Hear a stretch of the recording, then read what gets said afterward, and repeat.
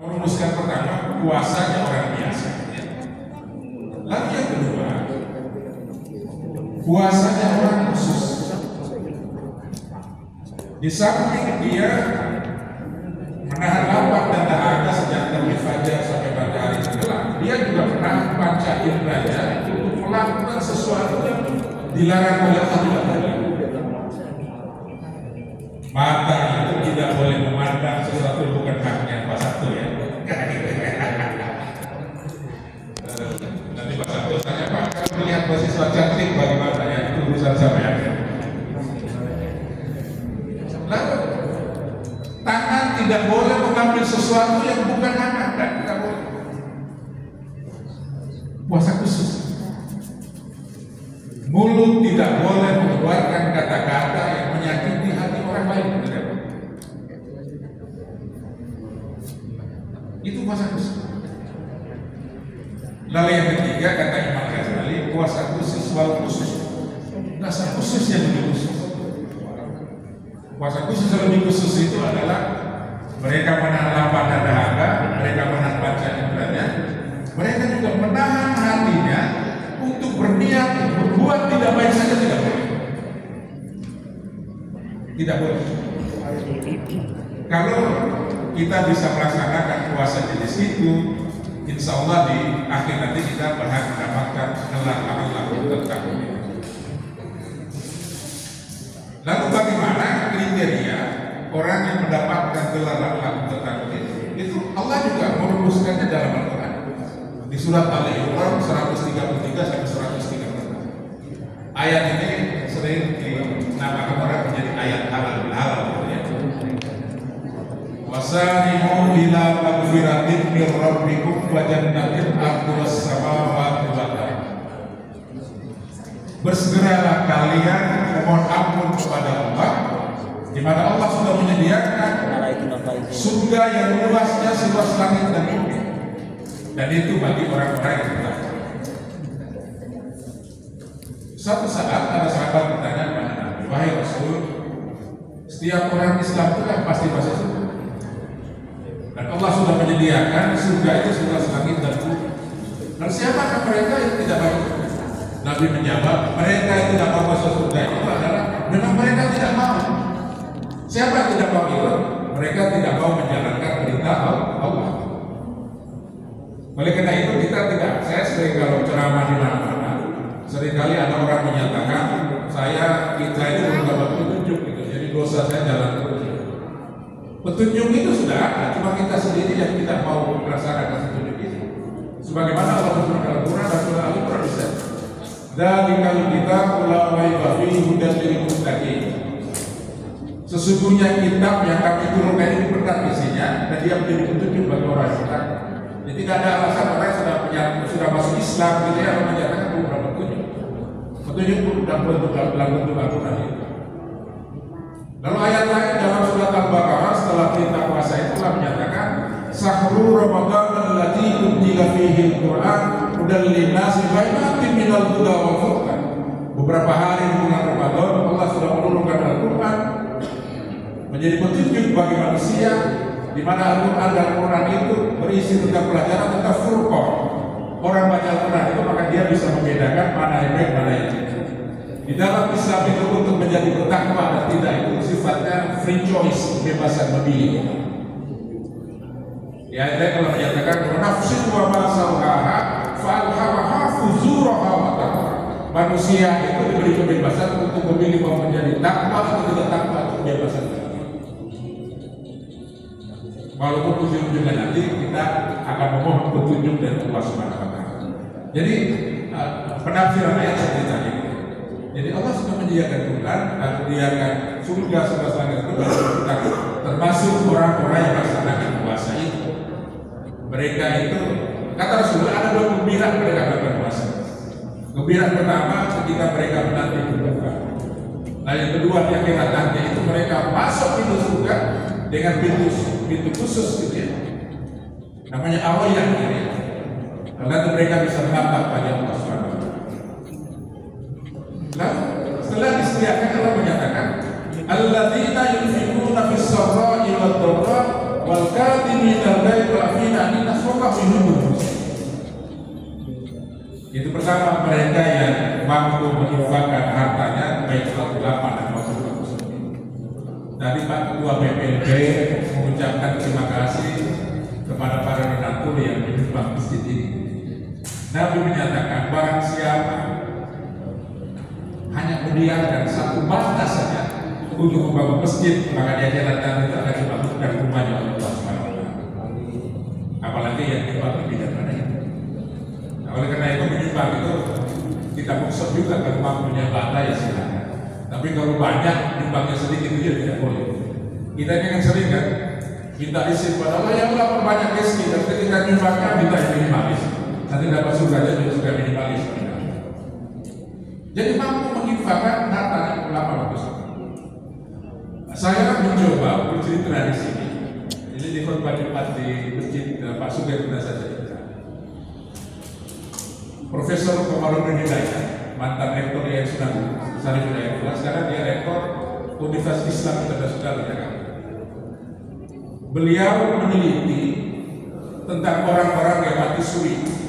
Mati suri itu sudah mati, tapi belum ajalnya, lalu dia sadar lagi. Jadi Pak Komarudin ini saya sering mengikuti kalau di Facebook tulis Komarudin. Beliau sering meneliti hal yang bagus-bagus ya di luar mindset orang lain. Ada penelitian dari juga tulis how Islamic countries. Sudah sejauh mana orang Islam bersolat rajin-rajin itu mampu merubah perilakunya dari baik menjadi baik. Itu nanti kesempatan saya jelaskan. Pak Komarudin Hidayat ini meneliti orang yang mati suri. Dia mencari apa yang Anda lihat ketika Anda mati suri. Dia mencari sekitar 50 orang. Setelah itu informasi ini beliau cocokkan dengan ayat-ayat dalam Quran. Ya Quran itu kan ada ayat ini. Innal ladzina amanu wa amilus shalihat ulaika hum khairul bariyah. Orang-orang yang beriman itu yang beramal saleh itu mereka sebaik-baiknya. Jazauhum inda rabbihim jannatun tajri min tahtiha al-anhar.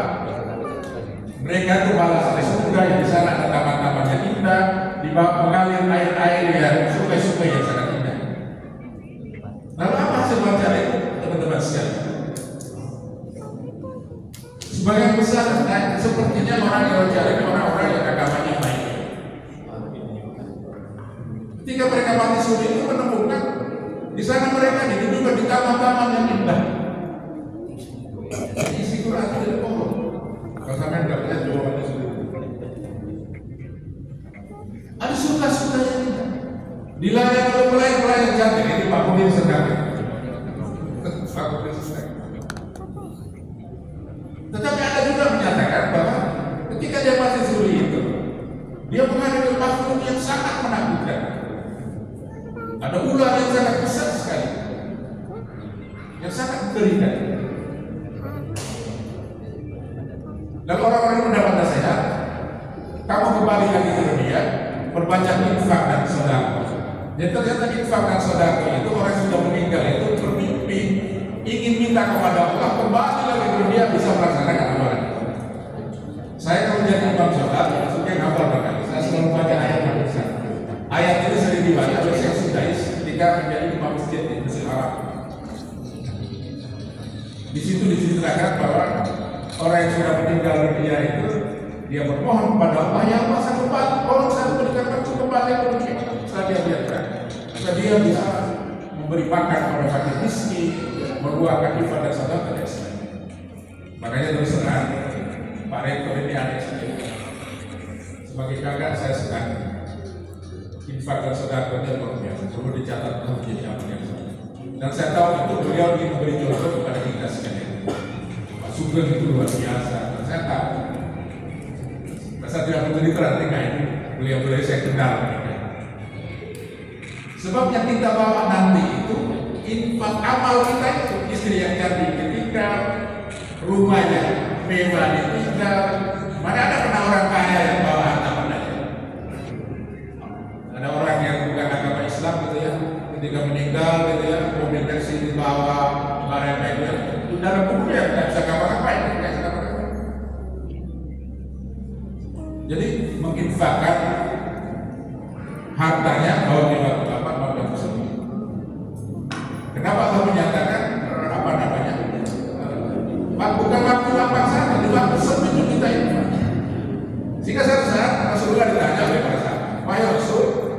Amalan mana yang paling baik kata Rasulullah? Amalan paling baik itu ketika kamu menginfak, ketika hatimu dingin kan mau. Jadi kita mau infak itu, tapi kita mau enak gitu. Berat, tapi itu kita keluarkan pahalanya sejauh. Jadi itu bebas. Itu pertama.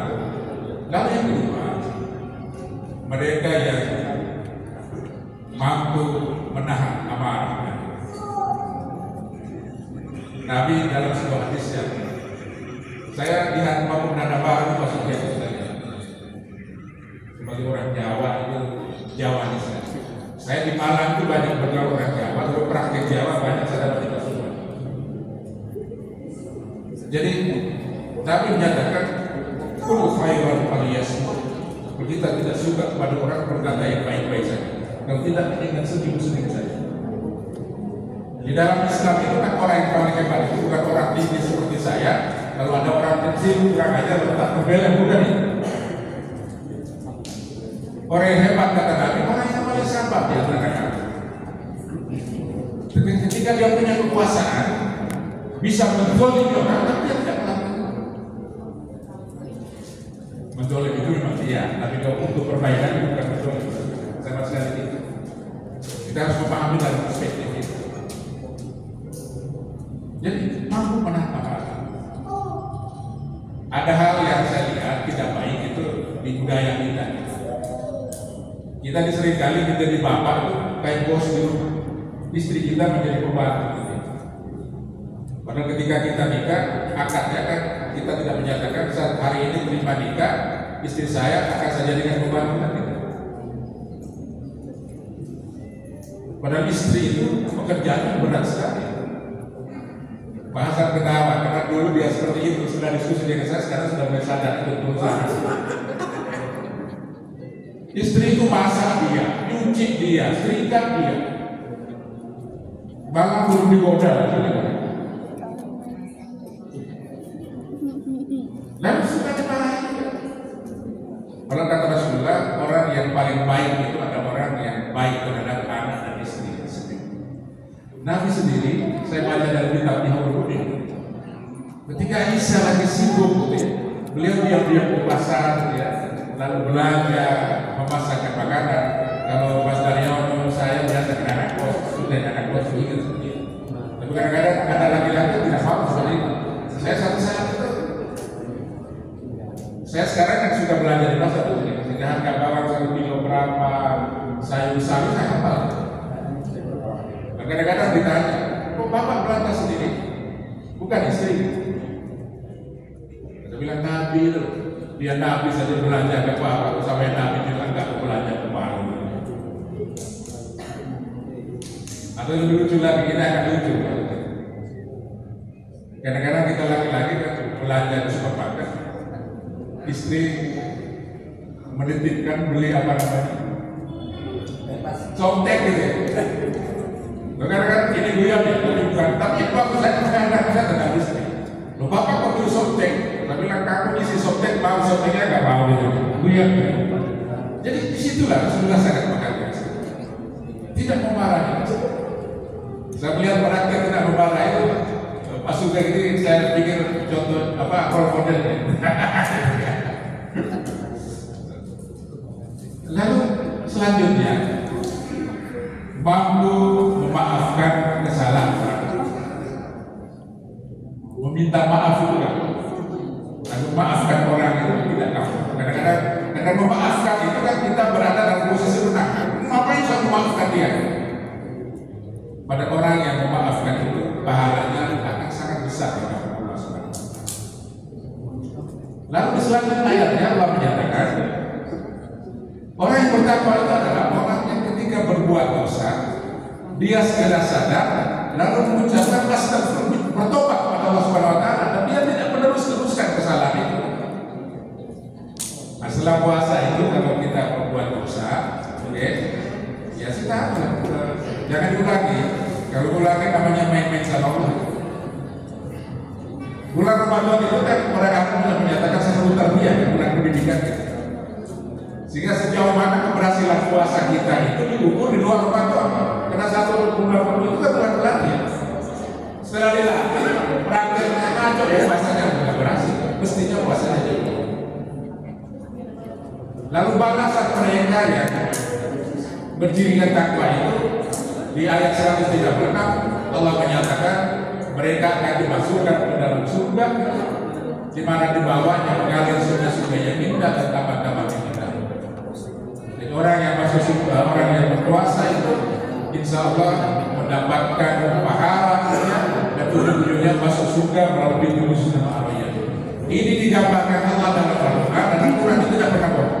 Insya Allah tidak bohong. Ini benar. Jadi itu. Lalu yang terakhir adalah dengan apa yang di Indonesia ini kan seringkali ketika Idul Fitri, saya diguyon nanti biar kita sama-sama paham. Ada orang mengucapkan taqabbalallahu minna wa minkum, lalu ada menjawab taqabbal ya karim. Ada yang mengucapkan minal aidin wal faidin. Satu saat di kampus itu saya tanya kepada dosen tersebut, ente tahu artinya minal aidin wal faidin? Dia jawab, itu artinya mohon maaf lahir dan batin. Jadi Rasulullah itu jamaah sekalian ketika Idul Fitri dengan para sahabat beliau mengucapkan taqabbalallahu minna wa minkum. Mudah-mudahan semua ibadah kita selama bulan Ramadan itu diterima oleh Allah Subhanahu wa taala. Dan dijawab oleh para sahabat taqabbal ya karim, mudah-mudahan dikabulkan. Di Indonesia mah ada gas, itu juga apa?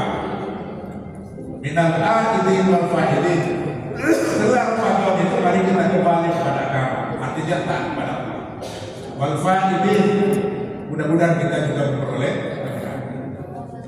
Jadi itu ya. Jadi nanti kalau paling tidak kita paham, jangan sampai kita mengucapkan tapi tidak paham. Apalagi mengucapkan juga salah lagi. Minal aidin, padahal minal aidin wal faidin itu agama. Jadi ini saja yang dapat saya sampaikan. Dan saya terus terang bergembira. Tadi Pak Rektor, Pak Ketua PPLB menyatakan bahwa jadwal kuliah kita sudah selesaikan waktunya dengan waktu sore. Sehingga saya ngomong pada Pak Bukan, Universitas PGRI Bina Negara ini lebih Islami daripada UM Barat dan Unisma, karena di sana tidak diwajibkan seperti itu. Ini yang terus terang saya mimpikan dari dulu. Karena Pasuruan ini kota agama, mayoritas bahkan hadirin yang ahli sholat. Kalau kampus ini punya masjid yang baik dan dikelola dengan cara seperti itu, insya Allah kalau kita serius berdoa, mudah-mudahan mahasiswa yang datang kita akan menjadi sangat baik. Karena mereka tahu ternyata di Uniwara itu sholat tepat waktu, gitu ya. Semua kuliah ada berhenti. Lalu yang lain lagi, barangkali kepada Ketua Tamir saya pesan juga, kampus ini, masjid ini tidak sekedar sholat. Sehingga Pak Rektor beritahu aja dosen-dosen, kalau mau mengadakan kuliah di emperan di bawah, tidak harus di kelas saja, jangan di dalam, di atas juga boleh, di situ juga boleh. Supaya apa? Mendekatkan mahasiswa kepada masjid. Mimpi saya itu masjid seperti sama di TB. Bapak tahu, Pak Daryono ini produk masjid, BDM. Saya ini produk masjid. Rektor Brawijaya dan wakil rektornya semua produk masjid Radifat. Dari masjid itu akan melahirkan pemimpin-pemimpin yang baik dan benar. Kalau dia di masjid, misalnya Pak Daryono, pakai mau nyolong ya nggak wah, ini kita di masjid. Dan pemimpin yang dibentuk dari masjid pasti orang baik. Kata Dr. Faris Madi, orang yang dibentuk di masjid itu ibarat orang berjalan di atas jalan Siratal Mustaqim, dia mendok sedikit, dia akan kembali lagi pada jalan. Jadi terima kasih Pak Sekjen. Saya dulu ketika musola itu dibongkar, saya sedih juga. Kok musola itu dibongkar? Tapi ketua yayasan waktu itu baru juga. Tapi barangkali niatnya lebih baik membangun masjid lebih besar. Dan mudah-mudahan pahala ini tidak sekedar pada ketua PPB sekarang saja,